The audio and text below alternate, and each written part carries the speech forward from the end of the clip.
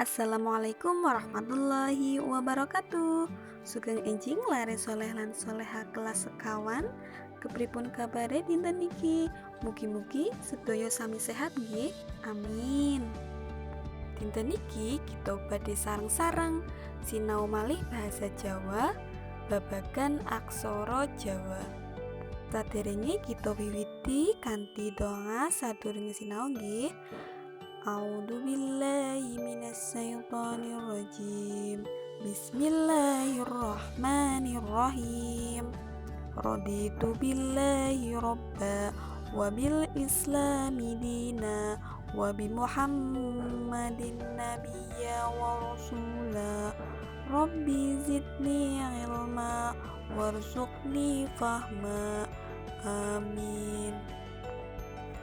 Tujuan pembelajaran dinten menika yaiku siswa dapat mengenal sandangan Panyigeging Wanda dan sandangan Wianjana. Sandangan Panyigeging Wanda yaiku sandangan sing digunakake kanggo nulis tembung sing dipungkasi kanthi aksara mati. Sandangan yang digunakan untuk menulis kata yang diakhiri dengan huruf mati. Sandangan Panyigeging Wanda cacahe ana 4, yaiku nomor 1 layar, nomor 2 wigian, nomor 3 cecak, lan nomor 4 pangku utawa pangkon. 1. Sandangan sesigeg R, jenenge layar, wujude mangkono, manggone ana ing sandhuwure aksara. Letaknya ada di atas aksara utawa huruf. Contohnya utawa tuladane tembung bayar. Nomor 2 sandangan sesigeg H, jenenge wigian, wujude mangkono kaya angka 2, manggone ana ing samburine aksara. Letaknya ada di belakang huruf. Tulodo utawa contone yaiku tembung gugah, bunga, lan saliyane.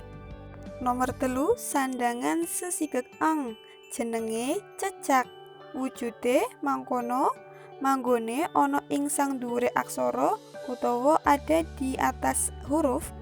Contoh utawa tuladane tembung pingpong lan bolong. Kaping 4 yaiku sandangan pangku utawa pangkon, wujude kaya mangkono, manggone ana ing samburine aksara, letaknya ada di belakang huruf. Gunane kanggo nulis tembung-tembung sing dipungkasi kanthi aksara mati, digunakan untuk menulis kata-kata yang diakhiri dengan kalimat utawa huruf mati. Tuladane salah sijine yaiku tembung bapak saka aksara bo, lajeng po, lajeng ko, lajeng dikei sandangan pangkon. Saniki sandangan wianjana. Sandangan wianjana iku mujudake sawijining sandangan kang gunane kanggo nulis tembung utawa ukara kang ngemu swara R lan Y. Sandangan wianjana itu merupakan salah satu sandangan yang digunakan untuk menulis kata utawa kalimat yang mengandung suara R dan Y. Cacahe sandangan wianjana yaiku ana 3. Nomor 1 cakra, nomor 2 keret, lan nomor 3 pengkal. Nomor 1 cakra. Cakra iku sandangan wianjana sesulehe ro. Wujude kaya mangkono, manggone ana ing sangisore aksara sing disandangi. Dene tuladane kaya dene ing tabel kaya tembung kramas, krupuk, lan liya-liyane. Nomor 2 keret. Keret iku sandangan wianjana sesulehe re.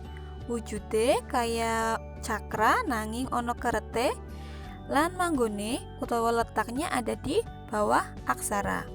Contoh utawa tuladane yaiku tembung kremeng lan kretek. Nomor 3 yaiku pengkal. Sandangan pengkal yaiku sandangan kang gunane menehi panjingan ya. Sandangan yang digunakan untuk memberikan timbuhan ya. Wujude kaya pangkon nanging manggone ana ing sangisore aksara sing disandangi. Mula nulise kudu disambung karo aksarane. Dene contone utawa tuladane yaiku tia tembunge setia, bia tembunge gebyar, lan liya-liyane lare-lare saged ningali teng buku pakete. Nah, cekap semanten materine, mugi bekto manfaat. Monggo disinaoni malih lan dipahami malih materine nggih, supados mangke lare-lare saged latihan nulis aksara Jawa ngangge sandangan wianjana lan sandangan panyikiking wanda. Kita akhiri kanthi waos kalimat hamdalah sareng-sareng nggih. Alhamdulillahirabbil alamin. Matur nuwun. Wassalamualaikum warahmatullahi wabarakatuh.